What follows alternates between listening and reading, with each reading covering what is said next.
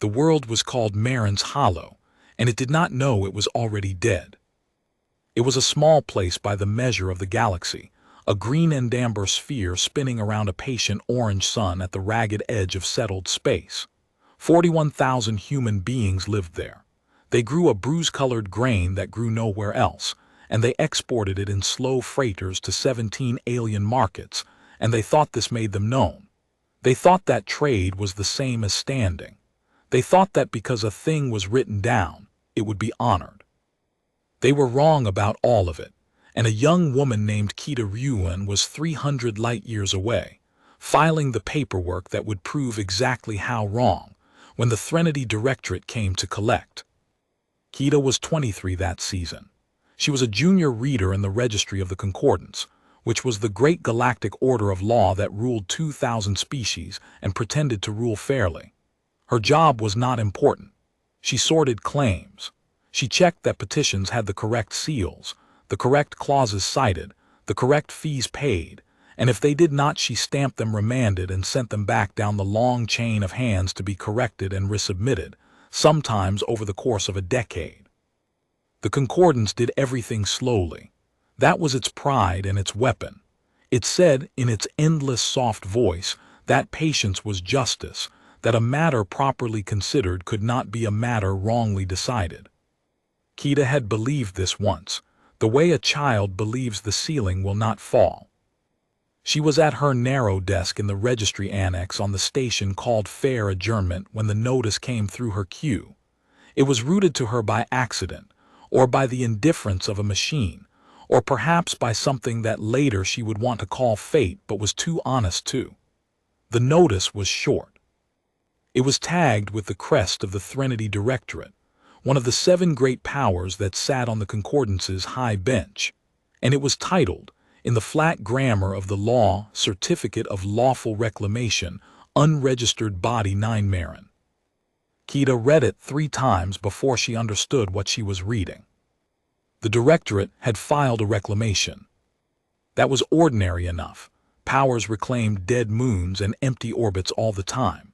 But the body being reclaimed was not empty.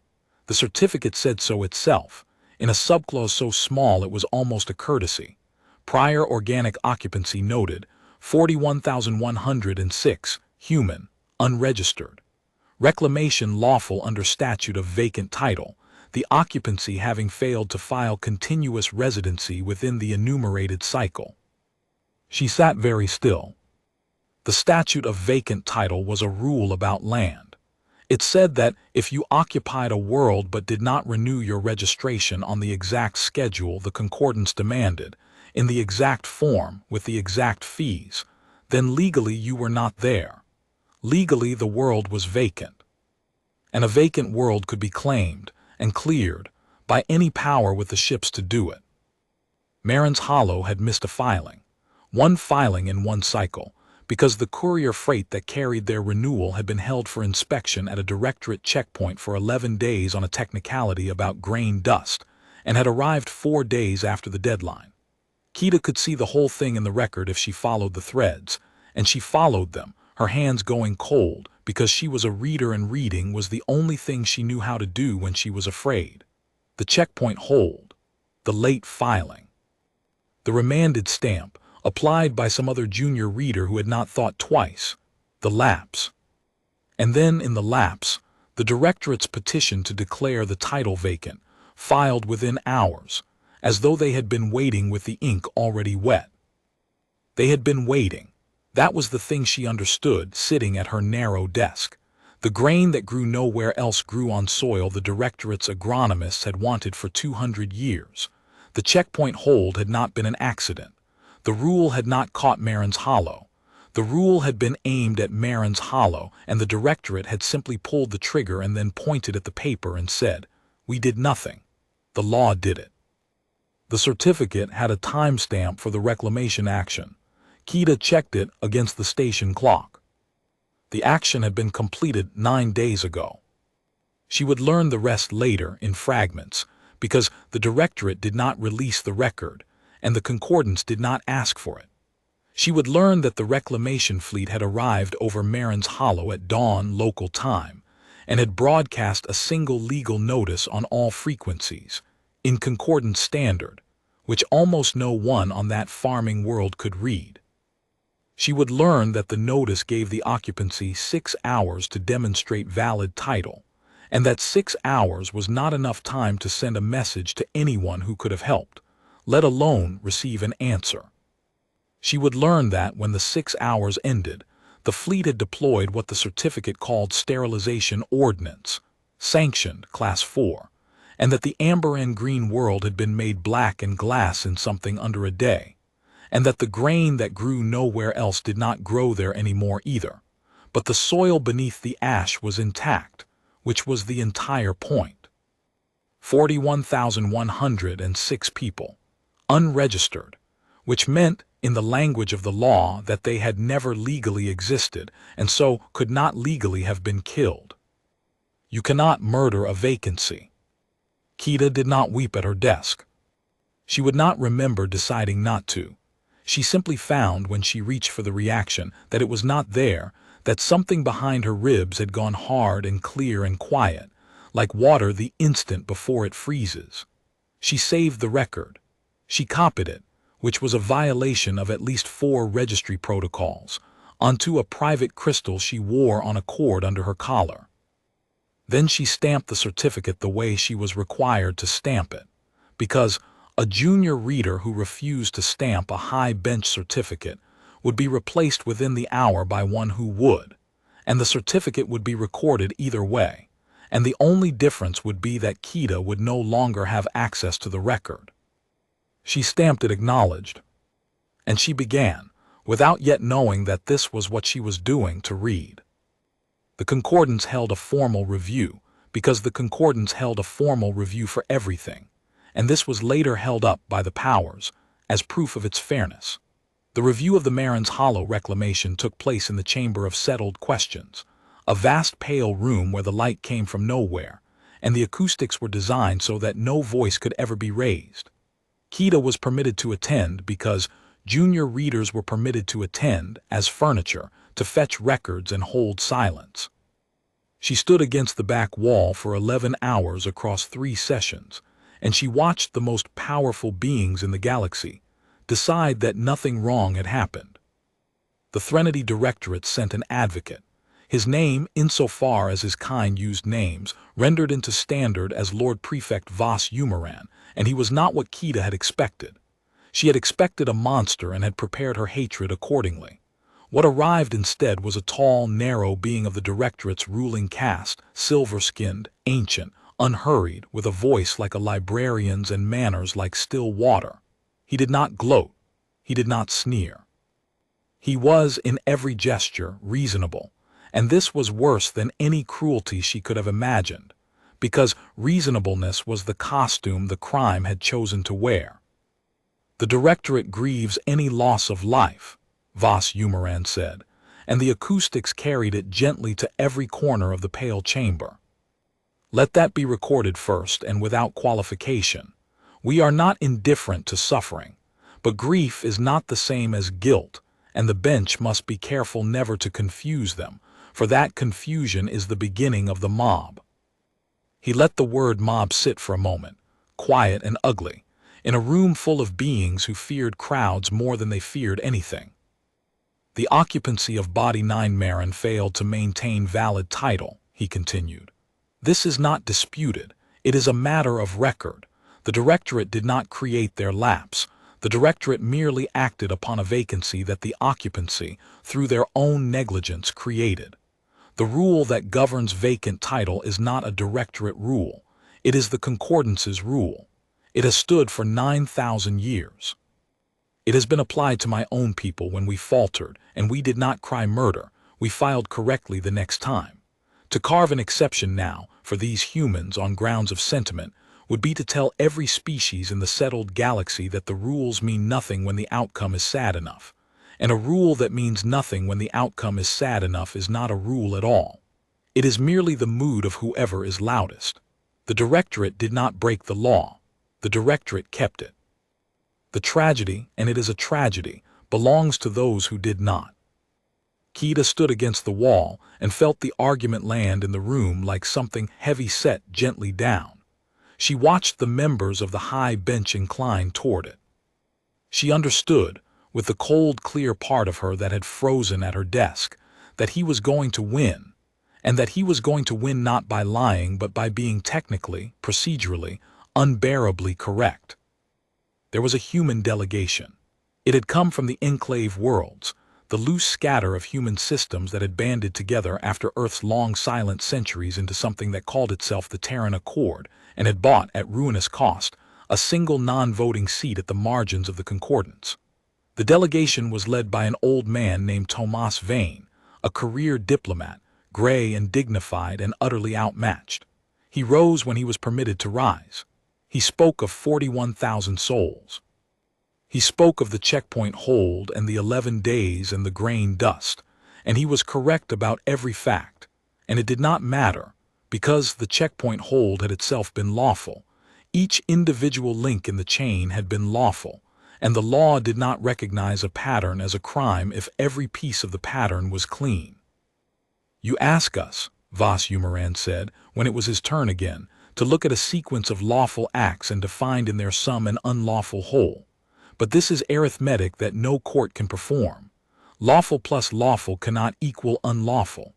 If it could, no power in this galaxy would ever be safe, for any prosecutor could gather a man's legal choices into a shape he disliked and call the shape a crime. The bench will not open that door. The bench dares not. The bench did not. The finding, when it came on the third day, was recorded in the same flat grammar as the certificate that had started it. No unlawful act is found. The reclamation of Body 9 Marin stands as lawful. The Terran Accord is reminded of its obligation to maintain valid title for all occupied bodies, and is encouraged to seek instruction from the registry on proper filing procedure. Encouraged to seek instruction from the registry on proper filing procedure. Kaeda read that line on the official record that night, alone in the annex, and something in the cold, clear, frozen place behind her ribs made a sound she felt rather than heard. A single sharp note, like ice taking the weight of a foot that should not have stepped there. They had killed 41,000 people, and then told the survivors to read the manual more carefully. Old Tomas Vane found her the next morning. She did not know how he knew about her. Later she would guess that the human delegation kept a quiet list of the humans salted through the concordance's machinery, the clerks and readers and technicians, the ones with access, the ones no one watched. He was gentle and tired, and he offered her passage home to the enclave worlds, to grieve among her own kind, and he told her that the Accord would file an appeal, a proper appeal, through proper channels, and that these things took time, but that time, in the end, bent toward justice. "How long?" Kaeda asked him. Her voice surprised her by being steady. Vane hesitated. An appeal of a high bench finding. Realistically, 40 years, perhaps 60, it must pass through each of the. "They'll have planted the soil by then," Kaeda said. "The grain that grows nowhere else. They'll be selling it under their own crest, and no one alive will remember it was ours." Vane looked at her for a long moment, and she saw in his face that he knew this, that he had known it his whole career, that he had spent 40 years being reasonable in rooms designed to reward reason, and had watched his people lose slowly and correctly, and with dignity every single time, and that he had made a private peace with it because the alternative was unthinkable, and the unthinkable had a name, and the name was the reason humans had a single non-voting seat and not a fleet at the bench. If humans made trouble, real trouble, the powers would agree on one thing at last, which was that the troublesome young species should be reclaimed, lawfully, like a vacant world. "Don't," Vane said quietly, reading something in her that frightened him. "Whatever it is you are turning over behind that face of yours, child, don't. They have rules for people who fight them, and the rules always win because they wrote the rules. I have watched braver people than you throw themselves against that wall. It does not break. It only learns their names." Kaeda thanked him for the offer of passage and refused it, and did not tell him that he had just, without meaning to, told her exactly how to win. They have rules for people who fight them. The rules always win because they wrote the rules. She went back to her narrow desk. She did not sleep that night, or much for many nights after. She pulled the full corpus of concordance statute, 9,000 years of it, every clause and countermand and dead provision and forgotten exception, more law than any single mind could hold, and she began to read it not the way a clerk reads it to obey, but the way a burglar reads the plan of a house. Because a rule is a machine, and a machine that can be aimed at you can be aimed by you if you learn it better than the ones who built it. The Directorate had used the Concordance's own law as a weapon and then stood behind it and said the law is neutral. The law is not ours, we merely kept it. Very well. If the law was neutral, then it did not belong to the Directorate either. It was lying in the road where anyone might pick it up. Kaeda Ruan was 23 years old, and she had nothing left to lose that the law had not already taken, and she had access, and she could read, and she began to look for the clause that would let her pick the weapon up. It took her 4 months to find the first thread. It was buried in the oldest layer of the corpus. In the founding statutes the concordance had written when it was still young and afraid, and had not yet learned to hide its teeth. It was a provision about reprisal, and about debt, and about a thing the founders had called, in a phrase that had not been invoked in 6,000 years, the Unclaimed Reckoning.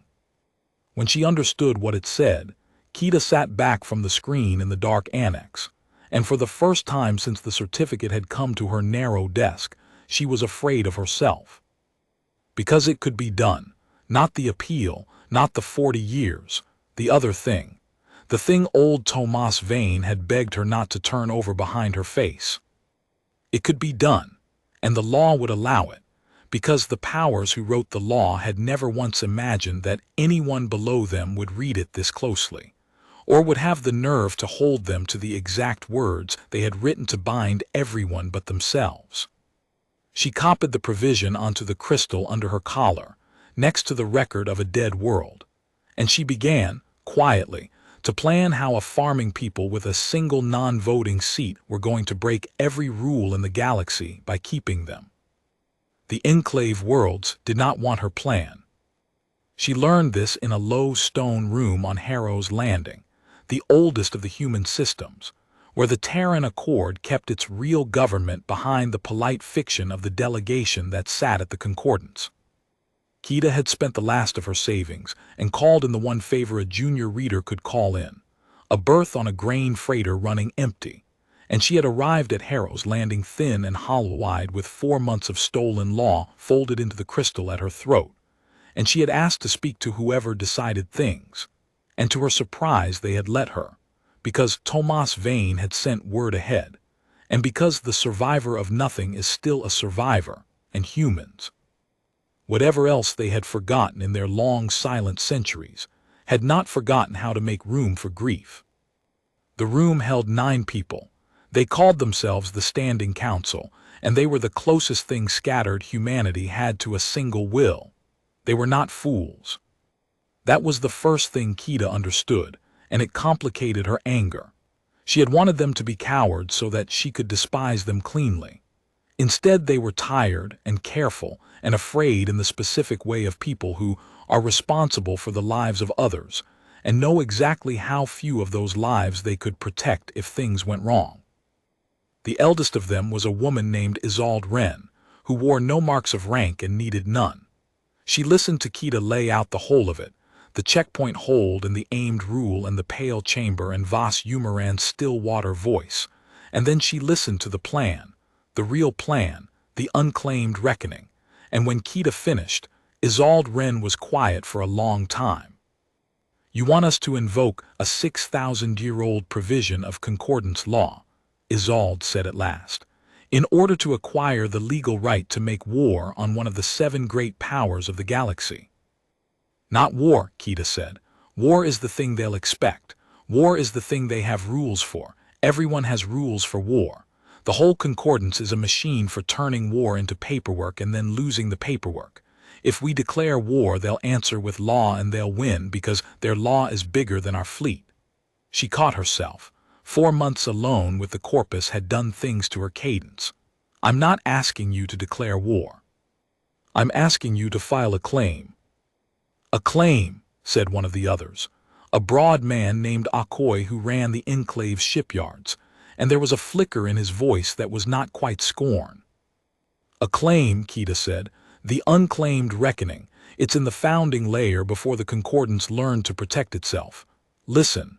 She had it by heart. She had had it by heart for months. When a party of the conquered, acting under color of lawful process, works the deliberate and total destruction of a people, and when the ordinary courts, having been petitioned, decline to find the act unlawful, then the destruction shall be deemed not a matter of law but a debt of blood between the destroyer and the destroyed, and the reckoning of that debt shall lie outside the courts, and no party shall interpose the shield of process between the destroyer and the reckoning that is owed. The room was silent. They wrote that, Kaeda said, when they were young and honest and afraid of exactly this, afraid of a power that would use lawful process as a weapon of extermination and then hide behind the courts. They wrote a door in the wall for the victims of that specific crime. And then for 6,000 years they made very sure it was never a crime that anyone could prove, so the door would never have to open. It's never been invoked, not once, because to invoke it you have to first be a people who was totally destroyed under color of law, and then you have to be refused by the courts, and then you have to have someone left who can read. She touched the crystal at her throat. We are the first ones who check every box. And the shield of process, Isolde Wren said slowly. No party shall interpose the shield of process. That's the whole weapon, Kaeda said, and now her voice did shake just slightly, because this was the part that had frightened her in the dark annex. It means that once the reckoning is lawfully declared, the Directorate cannot hide behind procedure. Every stalling clause, every appeal, every immunity, every this must first be reviewed that they have used for 9,000 years to grind us down slowly and correctly and forever, all of it is void against them in this one matter. The provision strips them of the one thing that makes them untouchable. It strips them of delay. It makes them stand still.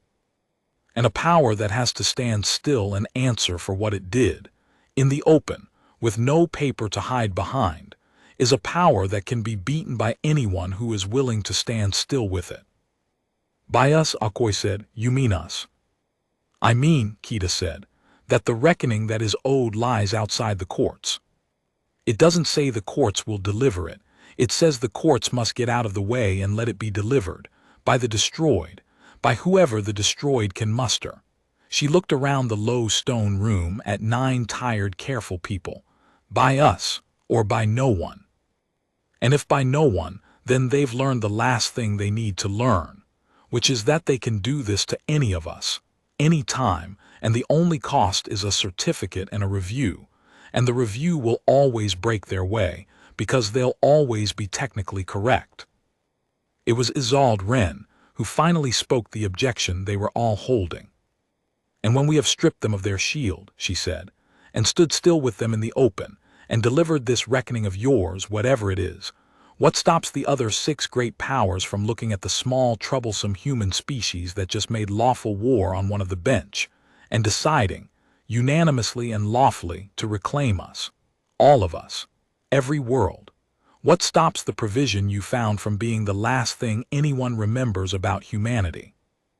This was the question.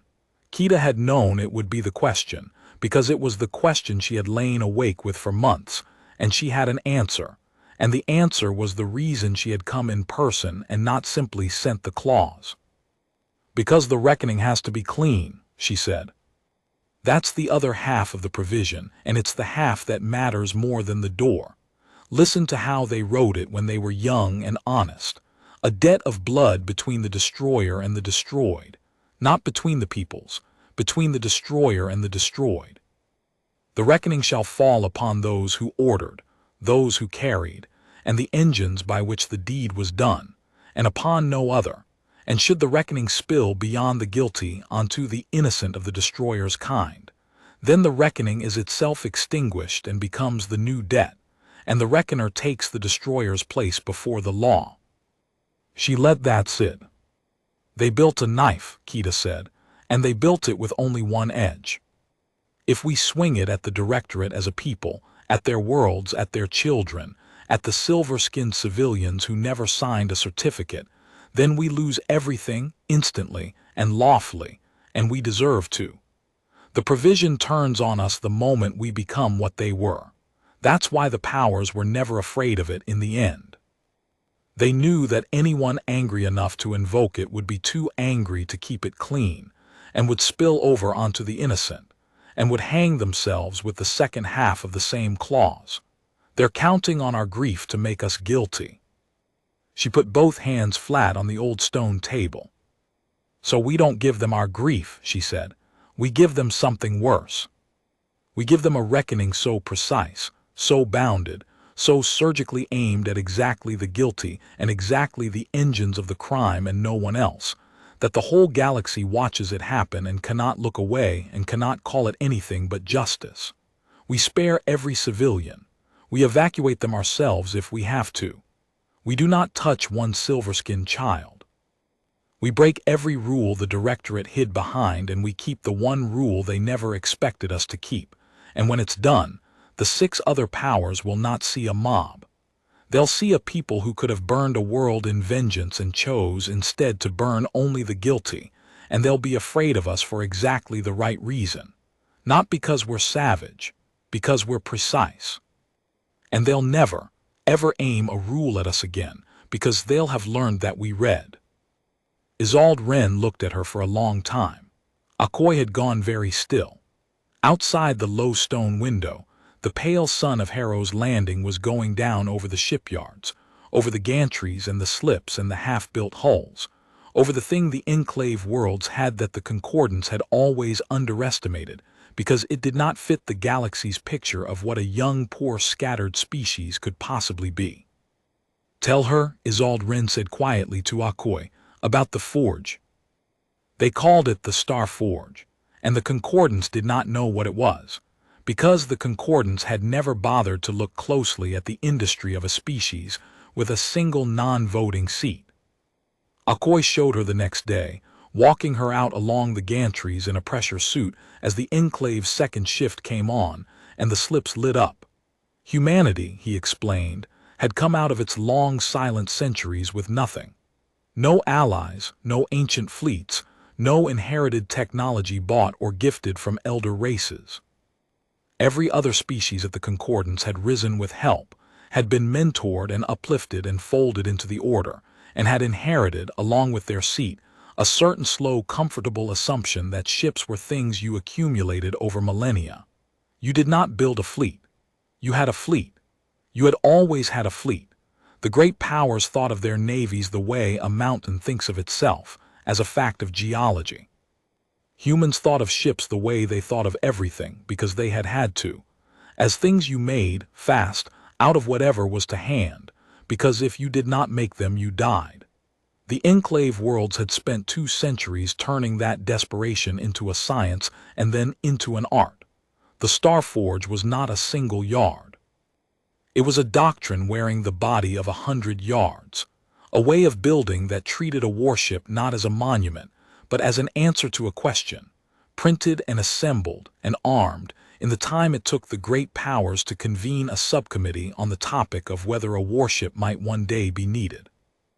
They measure their construction in decades, Akoi said, as a hull the length of a city slid out of its slip below them, matte and unlovely and bristling. Measure hours in days, they think that makes us crude. A ship built in 9 days by their lights is a ship built badly. What they've never once considered is what it means for a war. They plan for the fleet you have. They cannot plan for the fleet you don't have yet. By the time their intelligence confirms a human hull exists, we've built 40 more and changed the design twice, and the report they're reading is already a lie. He turned to her, his broad face grim behind the visor. We've never used it. Not really. Not against a power. We build and we build, and we've never dared point it at anyone, because the moment we do, we stop being the harmless poor humans with the funny fast little yards, and we become a thing the galaxy has to decide about. Isolde's right to be afraid. The Forge is the only card we've ever had that they can't see, and you only get to play it once. Kaeda stood on the gantry in the rising light of the enclave's sun, and watched a warship born in the time it took the Directorate to file a form, and she understood the shape of the whole thing at last, the way the two halves fit. The Directorate's entire power rested on time, on the slow grind, on the certainty that they could outlast any grievance. That patience was on their side, that they would always have the fleet and always have the paper and always have the years. Their weapon was delay. And the two things humanity had, the two things no one at the bench had ever thought to fear, were a clause that stripped the Directorate of delay and a forge that made delay meaningless. The Unclaimed Reckoning would freeze the enemy in place with no paper to hide behind, and the Star Forge would build in the frozen moment faster than a great power could believe was possible, exactly the instrument the Reckoning required, precise, bounded, aimed. It can be built clean, Kaeda asked. What I described, a weapon that only touches the guilty. Akoi was quiet for a moment. You give the Forge a hard enough problem, he said, and it becomes something to watch. A weapon that spares is a harder problem than a weapon that destroys. That's the kind of problem this species is stupidly, dangerously good at. He almost smiled. We'll need targets, though, not worlds, not populations. The engines by which the deed was done, your claws. We need to know exactly which yards built the sanitation fleet, which hulls carried the ordnance, which hands signed which order. We need it so precisely that when we strike, no one can say we guessed. Kaeda touched the crystal at her throat, where a dead world and an ancient door lay side by side. I know how to find that, she said. It's the one thing I know how to do. They wrote it all down. They always write it all down because the writing is what makes them feel innocent.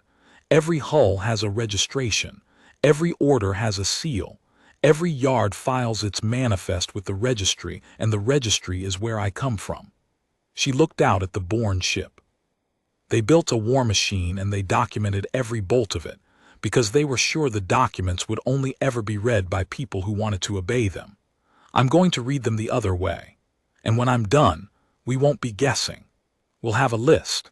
And the list will be the guilty, and only the guilty, down to the individual hull and the individual name, and everyone else on every Directorate world will be someone we swear on the claws never to touch.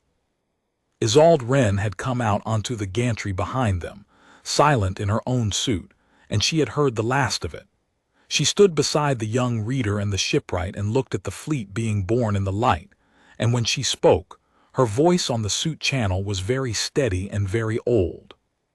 If we do this, she said, and it goes wrong by a single degree, if one civilian dies who should not have, we are finished as a species and we will have earned it. You understand that this is what you're asking us to hold, not a war, a promise so exact that keeping it is harder than any battle, and breaking it, even by accident, even for a moment, ends us. She turned to Kaeda. Can a person that young hold a promise that heavy? Kaeda thought of a narrow desk, and a certificate, and a still-water voice explaining reasonably that you cannot murder a vacancy. She thought of 41,106 people who had believed that because a thing was written down it would be honored. I'm not going to hold it, she said. I'm going to write it down. And then all of us are going to honor it, because that's the thing they never believed we could do. They think the words are theirs. I'm going to show the whole galaxy who actually keeps them.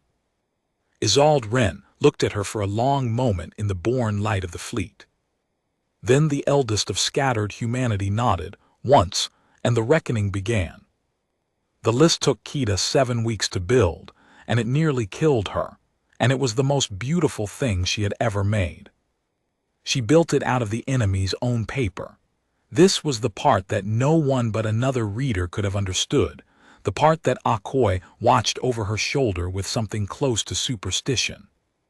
The Threnody Directorate documented everything, because documentation was the ritual by which they laundered their crimes into procedure.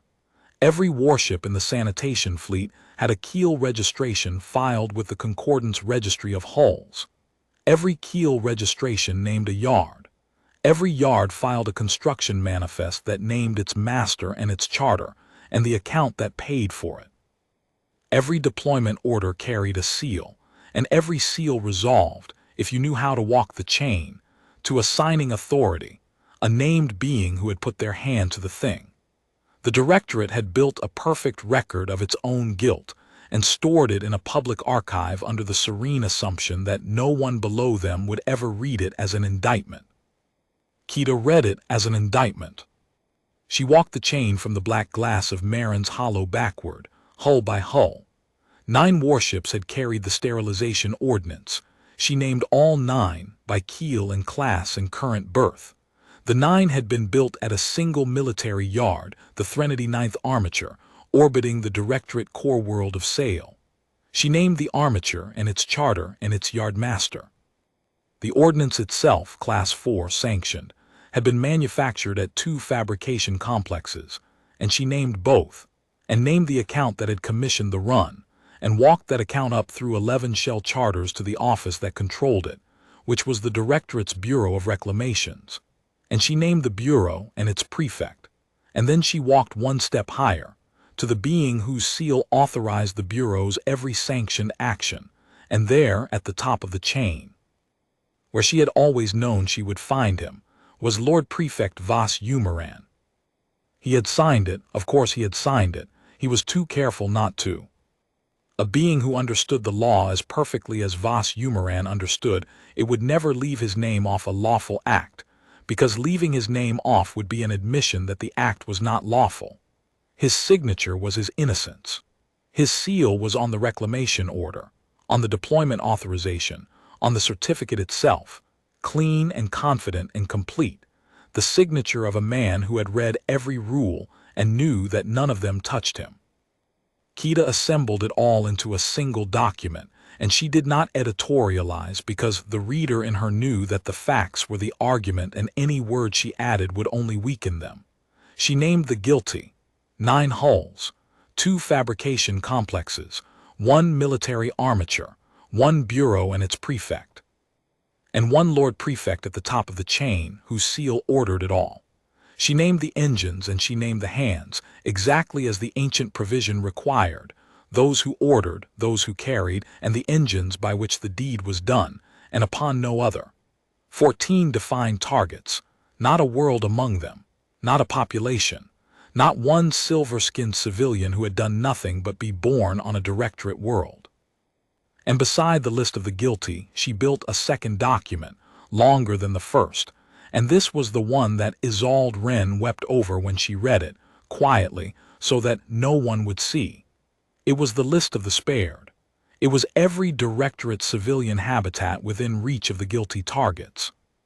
Every orbital, every station, every domed city on sail, every school and hospital and residential ring, mapped and logged and marked, in the Reckoning's own record with a single notation, protected. Not a target, to be WARNED. To be, if necessary, evacuated by U.S. Humanity was going to make war on a great power and file, in advance in the public record, a sworn map of everyone it refused to harm.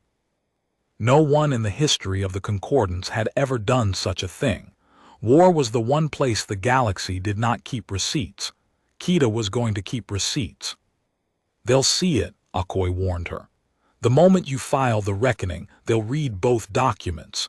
You're handing them your entire operational geometry. You're telling them exactly what you won't hit. They'll hide the guilty inside the spared. They'll dock the 9 hulls in a civilian ring and dare you to keep your promise.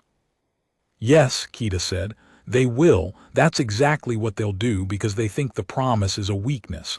They think it's the soft place to push. She looked up from the list. It's not. It's the whole trap. Let me file it. Let me show you what happens to a power that hides its guilt inside our promise. She did not file the reckoning first. That was the thing the Directorate never saw coming, because it was a reader's move and the directorate did not fear readers. She filed first a small thing, a junior thing, a remanded level thing, the kind of petty procedural motion that crossed a junior reader's desk 10,000 times a day and was never, ever noticed by anyone who mattered. She filed, through the Terran Accord's single non-voting seat, a request for instruction on proper filing procedure. It was a joke, in a sense. It was the exact thing the high bench's finding had told the humans to do, encouraged to seek instruction from the registry on proper filing procedure. She was seeking instruction. She was being, on the surface of the record, the most obedient possible human, a grieving people humbly asking the great machine to teach them how to file correctly so that no world of theirs would ever lapse again. The directorate's monitors, insofar as they glanced at it at all, would have read it as surrender. The troublesome humans, chastened, coming to learn the rules. But the request for instruction was a real motion, with real procedural weight, and it opened, as such motions did, a formal instructional channel between the petitioner and the registry, a channel that by 9,000-year-old rule could not be closed until the instruction was complete and the petitioner satisfied. And into that quiet, sleepy, utterly ignored channel, which no power in the galaxy would ever think to watch because it was designed for the humbling of the weak, Kaeda began to feed the reckoning piece by piece as a series of questions. If a people are destroyed under color of lawful process, she asked the registry, in the flat grammar of a clerk seeking instruction, and the courts declined to find the act unlawful, does any provision of the founding statutes address the resulting condition?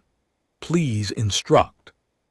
The registry was a machine in the end, staffed by readers like her, bound by rules like the ones she had spent her life obeying. It could not refuse a proper request for instruction. It answered flatly, correctly, citing the Unclaimed Reckoning, because that was the honest answer and the registry did not have the imagination to lie. She had the Concordance's own registry on the record, confirming that the provision existed and applied. She asked the next question. Under the cited provision, what is the standing of a party that has been so destroyed? Please instruct. The registry answered, such a party holds a debt of blood, actionable outside the courts, against the destroyer and the engines of the deed. She asked the next, may any party interpose process to bar the reckoning? Please instruct. The registry answered, because the words were right there, and it could not answer otherwise. No party shall interpose the shield of process between the destroyer and the reckoning that is owed. Piece by piece, question by question, in a channel built for humiliating the weak, Kaeda made the Concordance's own machinery certify, on the public record, every element of the weapon she was about to use. By the time anyone in the directorate noticed what was happening in the sleepy instructional channel, the registry had already formally instructed the Terran Accord that the Unclaimed Reckoning was valid, that its criteria were met by the destruction of Marin's Hollow following the High Bench's refusal, and that no power could lawfully interpose to stop it. The instruction was complete. The petitioner was satisfied. An instruction, once given by the registry, was binding, because a rule that the registry could give and then take back would be no rule at all, as a certain Lord Prefect had so reasonably observed in a pale chamber not long before. Kaeda had asked them to teach her how to file, and they had taught her, precisely and correctly and on the record, how to file the end of the Threnody Directorate. She filed the reckoning at dawn, enclave time, on the 91st day after the certificate came to her narrow desk. Vas Umaran received the filing personally, which she had not expected and which told her something. He requested a channel to the Terran delegation within the hour, a formal audience at distance, and Isolde Wren insisted that Kaeda be present, because Kaeda had built the thing, and because Isolde Wren wanted the young reader to see, up close, the face of what she was fighting, so that she would never mistake it for a monster, and so lose the discipline that being a monster would have made easy. The Lord Prefect's image resolved in the low stone room on Harrow's Landing, silver and ancient and unhurried, exactly as he had been in the Pale Chamber. He looked at the humans arrayed before him, and his gaze moved across them, and settled with a flicker of what might have been interest on the youngest. "You are the reader," he said, his still-water voice carried perfectly across the light years. "The junior of the registry, Ruan. Yes, we know your name now." A pause precisely waited. "You have done a remarkable thing. I want you to understand that I mean that without irony. In 6,000 years no one has read the founding layer with your care. It is a genuine achievement of scholarship. It is also the single most catastrophic mistake your species has ever made, and I have requested this channel to give you, out of a respect that is also without irony, one chance to unmake it before it unmakes you." "Instruct me," Kaeda said. Something moved behind the ancient silver face. It might have been amusement. It might have been the first cold touch of a being realizing that the young were not always foolish. "You have filed a reckoning," Vas Umaran said. "Very well. The provision is real. I will not insult your scholarship by pretending otherwise. But consider what it requires of you, child, because I have read it too, more recently than you might think, and its teeth point in both directions. You may strike only the guilty, only the named, only the engines of the deed. And should your reckoning spill by so much as a single innocent onto the civilians of my kind, then the reckoning is extinguished, and you take my place before the law, and the seven powers will reclaim your worlds unanimously and lawfully, and I will not have to lift a finger. You have built a knife with one edge, and I am the one who taught the smith. So let me instruct you, since you asked." He leaned forward, and his voice did not rise because his voice never rose. "I will place the 9 hulls you named in the heart of a civilian ring above sail. I will berth them among 4 million of my people. I will surround the 9th armature with hospitals. I will move the fabrication complexes into the domes of my cities. You have told me, in your own filing in exquisite detail, everyone you have sworn not to touch. I have read your list of the protected, and I am going to hide every guilty thing you named inside it, and then I am going to invite you to keep your promise. Strike me, and you kill the innocent, and you hang yourself with your own claws. Spare me, and you have filed the most elaborate surrender in the history of the Concordance, and every power at the bench will see that a human threat is a human bluff. There is no third door, reader. I have closed them all. Withdraw the reckoning, file your appeal like a civilized people, and wait your 40 years, and perhaps in that time your species will grow wise enough to survive. That is my instruction. I give it, as I said, without irony and without malice, and with the certainty of a being who has never once lost a matter of law." The room was silent. Akoi's jaw was tight. Isolde Wren's face was carved from stone. They were all, Kaeda understood, waiting to see whether the thing they had staked their species on would break here in the first breath of contact with the enemy, because Vas Umaran had just laid out calmly and completely the exact objection that had kept the reckoning unused for 6,000 years. Hide the guilty and the innocent. Turn the promise into a noose. It was a perfect move. It was the move the whole galaxy would have predicted. Kaeda looked at the ancient silver face, and she felt the cold, clear, frozen place behind her ribs, the place that had not thawed since her narrow desk, and out of that place she smiled, very slightly, and it was not a nice smile, and she saw, for the first time, something in Vas Umaran's composure catch. "You've read the provision more recently than I might think," she said.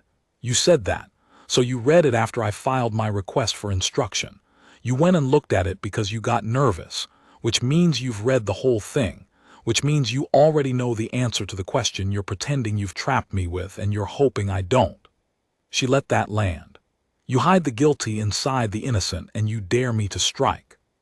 But the provision doesn't say the reckoner must strike. It says the reckoning is owed, and that no party shall interpose the shield of process. You just told me on an open channel on the record that you intend to move your war apparatus into civilian rings for the express purpose of using your own people as a shield. That's not process, Lord Prefect. That's the one thing the founders named specifically. interposing the innocent to bar the reckoning. Read the next line. I know you've read it. Say it for me. For the first time, Vas Umaran did not answer immediately. Say it, Kaeda said quietly, or I will. The still water did not move, but something beneath it had gone very cold.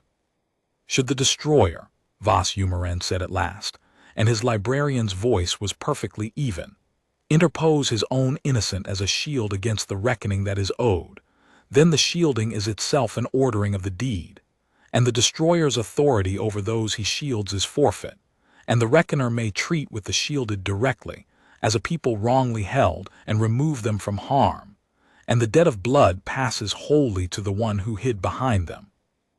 You move 4 million of your people around your warships to use them as a wall, Kaeda said, and by your own law you stop being their sovereign and become the thing holding them hostage, and we get to treat with them directly. We get to reach past you and take them out of harm's way, and everyone we save is a witness to what you tried to do, and the debt, all of it, every drop lands on you. She stood very still in the low stone room. You didn't close the third door, Lord Prefect. You are the third door. You've spent your whole life being technically correct, and you just found out what it's like to meet someone who read the same book you did and got there second and cared more. I'm not going to strike your people. I'm going to save them from you, and then I'm going to collect what you owe from you and the engines and no one else exactly as it's written. Instruct me if I'm wrong.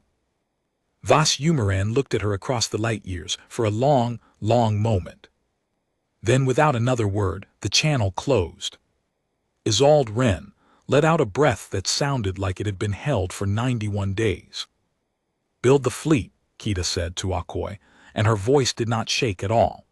He's going to do exactly what he said. He's going to move his war machine into his own cities because he can't imagine losing, and he's already told the whole bench he'll win by hiding behind his people. So the Forge builds 2 things. It builds the Reckoning, and it builds the Arcs. We're going to need somewhere to put 4 million people who are about to stop being citizens and start being witnesses. Akoi stared at her. You want the Forge to build an evacuation fleet for the enemy's civilians, in secret, at the same time as a strike fleet. A weapon that spares, Kaeda said, is a harder problem than a weapon that destroys. You told me this species is stupidly good at the hard version. She looked out the low stone window at the gantries lighting up for the night shift, at the born ships, at the impossible fast humming forge the galaxy had never thought to fear. Let's find out if you were right. Vas Umaran did exactly what he had said he would do, and in doing it, he taught the galaxy the difference between a power that follows rules and a power that hides behind them. The Directorate's own broadcasts, which they made proudly, believing they documented their cleverness, showed the 9 hulls of the sanitation fleet being towed from their berths at the 9th armature and moored in the great civilian rings above sail, nose to nose with residential orbitals, cradled among the dome schools and the hospital stations, and the pleasure gardens of 4 million silver-skinned citizens who had never signed a certificate and had no idea they had just been turned into a wall. The fabrication complexes were relocated into the undercities of Sail itself, beneath the domes, wrapped in the living tissue of the population. The 9th armature, that vast military yard, was ringed with hospital ships summoned from across the Directorate on the pretext of a health emergency. Vas Umaran stood in his own broadcasts, silver and serene, and explained to the concordance and to any human who cared to listen that the Directorate would not be intimidated, that its assets were now integrated with its civilian population, and that any human strike would be, by the humans' own filed clause, a massacre that would extinguish their claim and forfeit their worlds. He was, as always, technically correct. He had built himself a fortress of innocence. It was the oldest and ugliest defense in the galaxy, and he wore it like a robe of office. He did not know about the Forge. That was the thing Kaeda held to, in the 90 days of building, as the enclave worlds turned themselves inside out. The Directorate's entire strategy rested on time, on the certainty that a young poor human species could not possibly assemble, in secret and at speed, the two fleets the reckoning required. Vas Umaran had planned for the fleet humanity had. He could not plan for the fleet humanity did not have yet. And the Star Forge, freed at last after 2 centuries of caution, pointed for the first time at a real enemy with a real name, became a thing that would be told about for 1,000 years. Alcoy did not sleep. Neither did the 100 yards, nor the 10,000 printers, nor the readers Kaeda pulled from the registry's human diaspora one by one through quiet channels, each of them a person who had spent a lifetime being furniture in the machine of galactic law and who now, offered the chance to read the machine the other way, came without hesitation. The Forge built the Reckoning fleet, and it was not large because it did not need to be large. It needed to be precise. It was a fleet of scalpels. Every hull was designed around a single question that Kaeda's list had made concrete. How do you destroy a named warship moored against a residential orbital without harming the orbital? How do you unmake a fabrication complex buried under a domed city without cracking the dome? The great powers built weapons that answered the question, how do you destroy the most? Humanity built weapons that answered the question, how do you destroy only this? And it turned out that this was a far harder question, and that 2 centuries of building ships out of desperation with whatever was to hand had made humans very, very good at hard questions about restraint. And the Forge built the Orcs. This was the part that Kaeda insisted on, over the objections of those who said the enemy's civilians were not humanity's problem, that the clause required only that they not be struck, not that they be saved. Kaeda held the line. The clause, she reminded them, said the Reckoner may treat with the shielded directly and remove them from harm. May not must, but she read the may as a door, and she was tired of doors that no one walked through. If Vas Umaran was going to turn 4 million of his own people into a wall, then humanity was going to walk up to the wall and take it apart brick by brick, and set every brick down gently somewhere safe. And it was going to do it in full view of the entire concordance, because the difference between a reckoning and a massacre was going to be visible from every world in the galaxy, and Kaeda intended for it to be the most visible thing that had ever happened. The Orcs were vast and gentle and unarmed. They were built to hold populations, to keep the old and the young and the sick alive across a short passage, to be, in the record, undeniable. When the galaxy looked back on what humanity did above sail, Kaeda wanted the first thing it saw to be the Orcs. On the 91st day, the 2 fleets left the enclave worlds together, the Scalpels and the Orcs, and crossed the dark toward sail, and the Directorate's long-range monitors saw them coming 3 days out and did not, at first, believe the count, because the count kept climbing, because the Forge was still building and launching hulls into the wake of the fleet even as it flew, and the intelligence reports that reached Vas Umaran were, exactly as Alcoy had promised long ago on the gantry, already lies by the time he read them. Humanity arrived above sail and did not fire.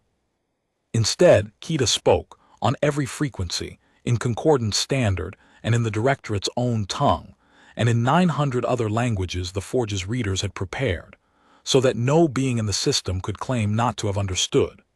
She spoke as the voice of the Reckoning, a title the Standing Council had given her because she had earned it, and because a young reader's name meant nothing to the galaxy, and the galaxy needed to hear the words more than it needed to know the speaker. People of Sail, she said, and her voice went out to 4 million silver-skinned citizens who had been told they were a fortress and were about to learn they were hostages. You have been placed in harm's way by your own government. Warships that murdered a human world have been moored against your homes so that you would die if we sought justice, and so that our justice would become a crime. This was done to you by the Lord Prefect Vas Umaran, whose seal is on the murder and whose hand moved you into the path of the answer. We will not strike through you. Under the founding law of the Concordance, the law your own leaders wrote and hid from you, a power that shields itself behind its innocence forfeits its authority over them, and we may remove you from harm. We are here to remove you from harm. Our Orcs are unarmed. They are open. Come and live and be witnesses to what your government did and what it tried to make of you. Stay and we will not force you, but know that the warships beside your homes are the only things we have come to destroy, and that every hour you remain beside them is an hour the Lord Prefect is spending your lives to protect his own. The choice the law gives you, he did not want you to have. We give it to you now. Come. For a long moment, nothing happened, and Kaeda stood on the bridge of the lead arc and understood that this was the hinge of everything, that if the people of Sail believed their government over the human ships, if they stayed at their posts out of loyalty or fear, or the long habit of trusting the ones who ruled them, then the whole thing failed, because humanity would not strike through them, and the guilty would sit safe forever inside the wall of the faithful. Then the first civilian shuttle undocked from a residential orbital and turned, tentatively, toward the Orcs. Then another, then 100.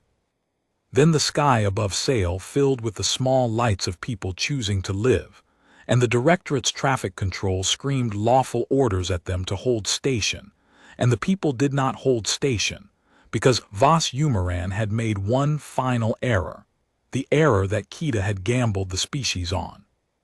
He had assumed his people would rather be a wall than be free, and they had spent their whole lives being told what the law required of them. And now, for the first time, a human reader had told them what the law offered them, and it turned out that even the citizens of a great power, given a door, will walk through it. The evacuation of Sail took 19 hours, and the Orcs held every soul who came, because the Forge had built them too. And when it was done, the residential rings and the domed cities and the hospital orbitals stood nearly empty around the guilty engines of the deed, and the wall of innocence that Vas Umaran had built was gone, taken apart brick by brick, and set down gently in the holds of unarmed ships, exactly as a young reader had promised in a low stone room. And Vas Umaran, watching his fortress dissolve, did the thing that Kaeda had known from the pale chamber that he would eventually do, the thing that every power hiding behind rules will finally do when the rules stop protecting it. He broke them. He ordered the sanitation fleet to fire on the Orcs. The order was flatly, spectacularly illegal, a violation of a dozen concordant statutes on the protection of unarmed evacuation craft, statutes the Directorate itself had authored and used to bludgeon weaker species for centuries. It was the mask coming off, on the record, in front of the entire galaxy, which had by now assembled every long-range instrument it owned on the Sail system, because a reckoning had not been invoked in 6,000 years, and no one was going to miss it. The great powers watched Vas Umaran, the most technically correct being in the concordance, the being who had lectured a pale chamber that lawful plus lawful cannot equal unlawful, order his warships to massacre the very civilians he had claimed to be protecting, rather than let them go free and become witnesses. The 9 hulls fired. They hit nothing. Because the Forge had built the Orcs to survive exactly this, and because the Scalpels had been waiting for exactly this, holding station in the dark with a discipline that Vas Umaran, who thought of humans as a mob, could not have imagined, waiting for the enemy to fire the first shot so that no being anywhere could ever say the reckoning had struck first. The Directorate's illegal volley splashed against arc shielding built by a species that had spent 200 years learning how to make a thing endure, and in the same instant, the shielding held, the debt of blood came due, and the reckoning that was owed began at last to be paid, precisely, cleanly, and in full view of 2,000 watching worlds. It was not like any battle the galaxy had seen because it was not a battle. A battle is 2 forces seeking each other's destruction. This was closer to a surgery performed by an entire fleet, and the thing under the knife was not a population or a world but a list. 14 defined targets, 9 hulls, 2 fabrication complexes, 1 armature, 1 bureau, 1 prefect, 1 lord prefect. The Scalpels moved through the emptied rings of Sail with a precision that the Directorate's own weapons could not answer, because the Directorate's weapons were built to destroy the most and were useless against an enemy that had solved the harder problem. and one by one, the guilty engines came apart. The 9 hulls that had glassed Marin's Hollow were unmade where they floated, each one killed in the narrow space around it without a scratch on the empty orbital it had been moored against, and the readers on the scalpels called out the keel registrations as each hull died, the same registrations Kaeda had walked backward from the black glass, so that the record would show forever that humanity had destroyed these 9 ships and not one other. The fabrication complexes buried under the domes of sail were reached through mining cuts so precise that the empty domes above them held, and the sanctioned ordnance that would have glassed the next human world and the next was unmade in its cradles. The 9th armature, the great military yard where the murder fleet had been born, was taken apart plate by plate, its slips and gantries and stores of war unmade, while the hospital ships that had been summoned to shield it, now empty, drifted untouched at its edges like witnesses. Everywhere the reckoning went, it went only where the list said, and nowhere else, and the galaxy watched a young poor species stand in the heart of a great power's home system with the power to burn a world in its hands, and choose, deliberately, hour after hour, to burn only the guilty. The great powers had feared always that the humans were a mob. What they saw above sail was the opposite of a mob. It was the most disciplined act of force in the recorded history of the Concordance, and it was terrifying in a way that no massacre could ever have been, because a massacre only proves that a species can kill, and any species can kill. But this proved that a species could hold a knife against the throat of everyone it hated and cut only the guilty. And that was a self-control that none of the great powers possessed, and all of them, watching, understood they did not possess, and understood, further, that the humans knew it. Kaeda watched from the bridge of the lead arc, surrounded by 4 million rescued strangers, and she did not gloat, because the cold, clear place behind her ribs had never wanted to gloat.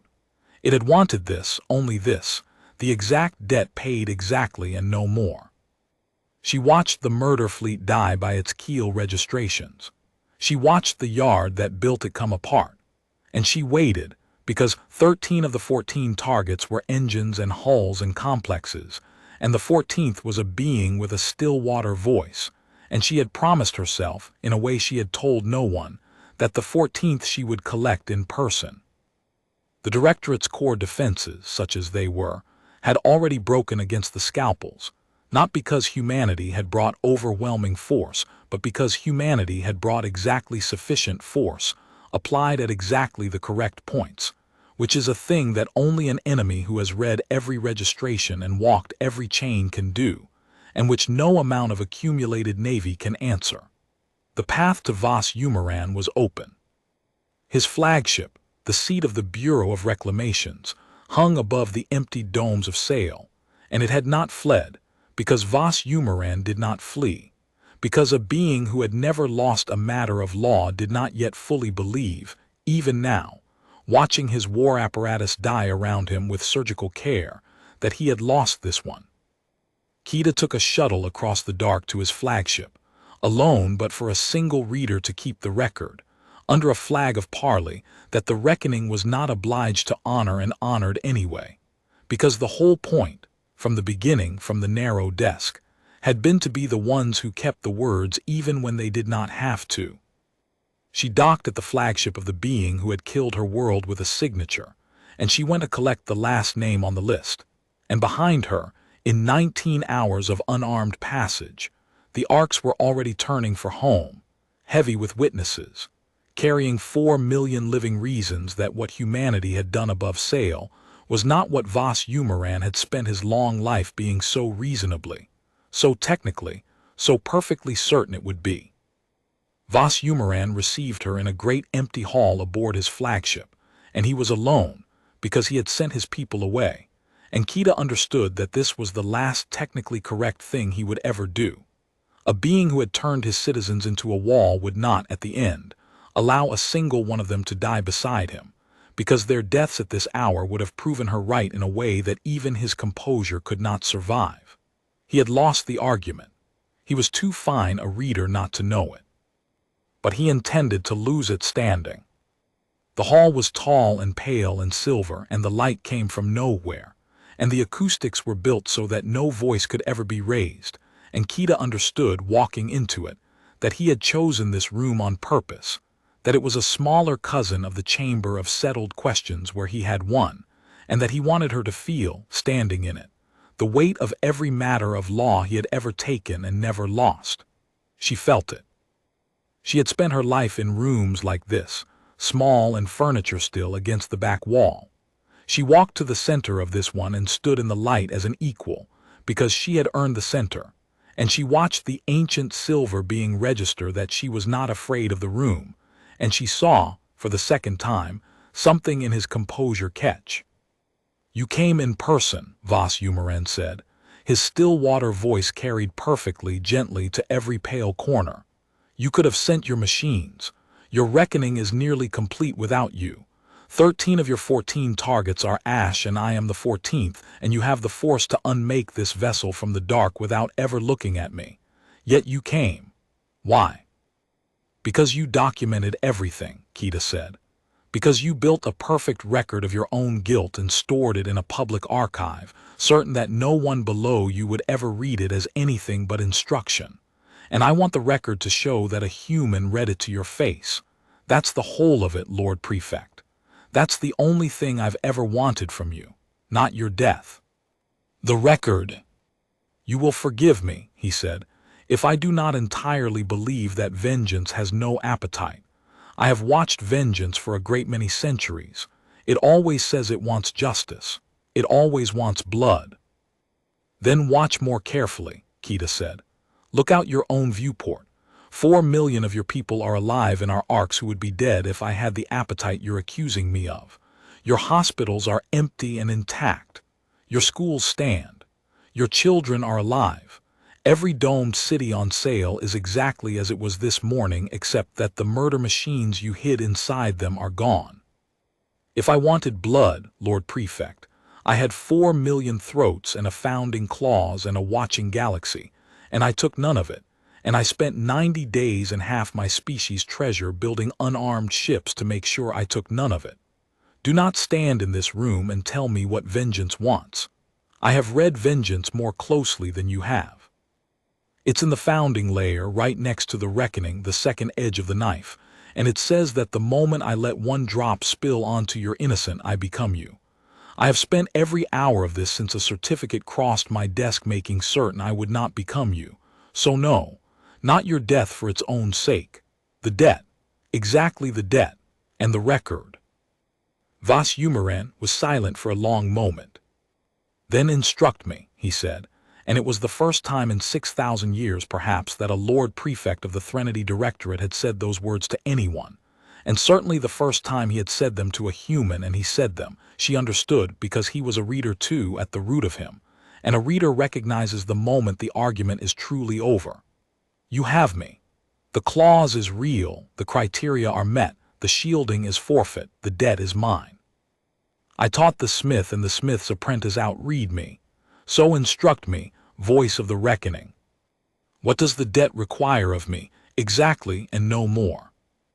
And this was the climax of it, though there was no fire in it and no blade, because Kaeda had known, since the low stone room, that the ending could not be a killing, because a killing would have been the appetite, and the appetite would have been the second edge, and the second edge would have been the end of humanity. The reckoning owed against the 14th name was not his death. It had never needed to be his death. It needed to be worse than his death, and cleaner, and it needed to be a thing the galaxy could watch and call justice. "The debt requires," Kaeda said, "that you be stripped of the thing you used to commit the crime, not your life, your office, your seal, your law. Under the reckoning, the authority by which you ordered the deed is forfeit, all of it permanently, and it passes into the keeping of the registry to be held in trust, and you will never again hold power under the concordance in any form under any charter for as long as you exist. You will be, in the language you love, a private being of no standing, unregistered." She let the word land where he had once laid it against 41,000 souls. "You murdered a world by making it legally non-existent. The reckoning makes you legally non-existent, not dead, erased from the machine you worshipped. You will live, Lord Prefect, a long time, I imagine, and you will live it as a thing the law does not see, in a galaxy where you taught everyone that a thing the law does not see may be done to freely. I would not, if I were you, miss a filing. Something moved in the ancient silver face, and for the first time it was not composure, and it was not amusement, and it was not the cold touch of a being learning the young were not fools. It was something older than all of those. It was a being who had built his entire self out of standing in the machine, discovering that he was to be left alive in the one condition he had spent his life inflicting on others, and had therefore never once had to imagine surviving. You could simply have killed me, he said, very quietly, and the still water had a current in it now, deep and cold. It would have been kinder. Yes, Kaeda said. I know, that's how I know it's justice and not appetite. If it were appetite, I'd have chosen the kind thing. She turned to the reader beside her who had recorded every word, and then she turned back. It's on the record now. A human read your guilt to your face and took only the debt and spared your people and left you your life. 6,000 years from now, when someone reads this the way I read Marin's Hollow, that's what they'll find. Not a massacre, a reckoning. The difference is the whole of us, Lord Prefect. It's the only thing that was ever going to save my species from becoming yours. She left him standing in the pale hall, in the room built so that no voice could be raised, a being of no standing in a light that came from nowhere, and she walked back to her shuttle and did not look back, because there was nothing behind her any more but a debt paid exactly and no more. The Concordance did not know at first what it had watched. That was the strange, long aftermath of the reckoning, a silence across 2,000 worlds while the great powers tried to fit what they had seen into the shapes they had for it, and found that it fit none of them. It was not a massacre. 4 million saved witnesses testified to that, and the witnesses were the enemy's own people, and their testimony could not be dismissed as human self-justification. It was not a defeat of the Directorate in war. No world had been taken, no population subjugated, no territory annexed. It was not, quite, even a punishment in any form the Concordance's law had a word for, because the Concordance's law had spent 6,000 years making very sure it would never have a word for this. And now, a junior reader had found the word in the founding layer, and made the whole galaxy say it aloud. The bench convened, because the bench convened for everything, and this time the pale chamber of settled questions was fuller than it had been in living memory, and this time there was no advocate for the Directorate at the center of the floor, because the Directorate's advocate was a being of no standing on a flagship above an emptied world, and no one else in the Directorate's ruling caste would take his place, because taking his place meant defending. In front of the whole bench and the whole galaxy and the 4 million witnesses, the proposition that a power might glass a living world by exploiting a late filing and hide behind procedure and suffer nothing. The Directorate had made that argument once, reasonably, and had won.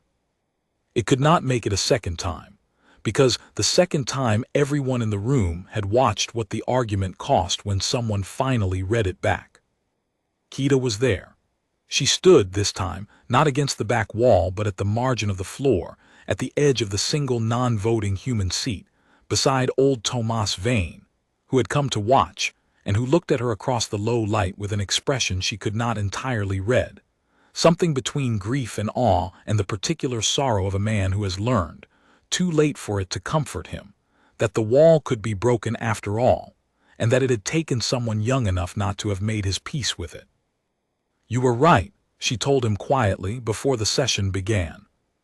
They have rules for people who fight them, and the rules always win because they wrote the rules.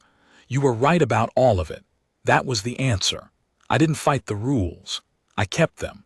I kept them better than the ones who wrote them, and I made the galaxy watch me do it. The rules only win when you break them, so I broke every one they hid behind by refusing to break a single word they wrote. You broke every rule in the galaxy, Vane said slowly, by keeping them. They broke them, Kaeda said. Marin's Hollow was the broken rule. A rule that only protects the strong is already broken. It's just been broken quietly in a direction no one at the bench had to look at. I made them look. I made them see that their own founding law, the honest law from before they learned to hide their teeth, had a door in it for exactly this crime, and that they'd kept the door locked for 6,000 years by making sure the crime was always technically clean. I didn't break the galaxy's rules, Ambassador. I enforced the one they'd all agreed to forget. That's the thing they'll never forgive and never risk again. Not that we were violent, that we could read. The bench's finding, when it came, was brief, and it was recorded in the same flat grammar as the certificate that had started everything. And this pleased the reader in Kaeda in a way she did not try to explain to anyone.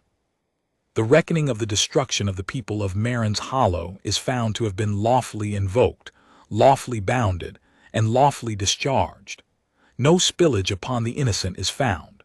To the contrary, the reckoner is noted to have preserved 4,100,000 civilians of the destroyer's kind at its own cost. The forfeiture of the Lord Prefect Vas Umaran stands. And then, at the end, a line that had never appeared in 9,000 years of concordance law, a line that the great powers wrote because they had watched a young human hold a knife to everyone she hated and cut only the guilty, and had understood that they were now, all of them, being read. The statute of vacant title is suspended pending review. No occupied body shall hereafter be reclaimed for lapse of filing while any occupant lives. The rule that had aimed itself at Marin's Hollow would never be aimed at anyone again. The great powers had learned to be afraid of humanity, and Kaeda had made certain they learned to be afraid of the correct thing. Not the forge, though they had seen the forge now and would never again mistake a human shipyard for a quaint industry. Not the fleet of scalpels, though they had seen what those could do to a defended system. What they had truly learned to fear was that a species too poor and too young and too small to matter had produced, out of a narrow desk and a stolen crystal and a debt of blood, a being who read their law more closely than they did and cared more about its words than they had ever dared to, and who had proven in front of everyone that the rules the powerful used as weapons could be picked up out of the road and turned, and that the only defense against being read that closely was to stop writing crimes down, and that a power that stopped writing its crimes down would find it very hard to keep committing them. Kaeda Ruan went home to the Enclave worlds, and she did not take a seat on the Standing Council, though it was offered, and she did not become the voice of anything further, because the cold, clear, frozen place behind her ribs had, somewhere in the pale hall above sail, finally begun to thaw, and what was left when it thawed was only a young woman who was very tired and who wanted, more than she wanted power, to never read another certificate of reclamation again.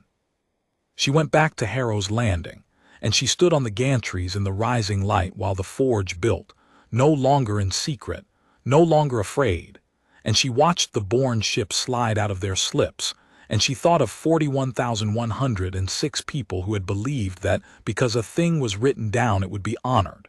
She had made it true. It had cost a world to make it true, and it should not have cost a world, and no one who had died on Marin's Hollow would come back, because the statute of vacant title had been suspended pending review. She knew that. She would always know that.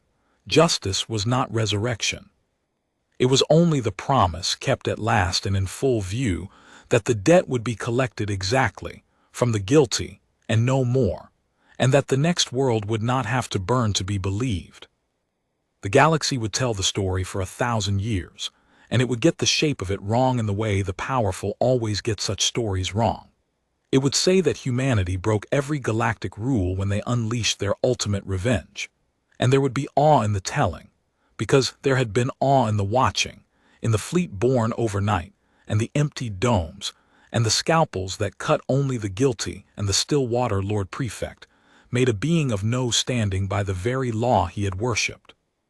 But Kaeda knew the truer sentence, and she had spoken it once to a tired old ambassador at the edge of a pale chamber, and it was the sentence she carried home to the light of the forge. They had not broken the rules. They had broken the powerful who broke the rules first, and they had done it by keeping every word the powerful had written and hidden and hoped no one below them would ever read. The ultimate revenge had not been a fire. It had been a young human at a narrow desk, refusing to look away from the words, and then making the whole galaxy read them with her, out loud, until the debt came due. And in the end, that was the thing the great powers would fear forever, and the thing that would keep every world of scattered humanity safe long after Kaeda Ruan was dust. Not that humans could burn, but that humans could read, and would keep the words, and would come, precise and bounded and terrible and merciful, to collect exactly what was owed.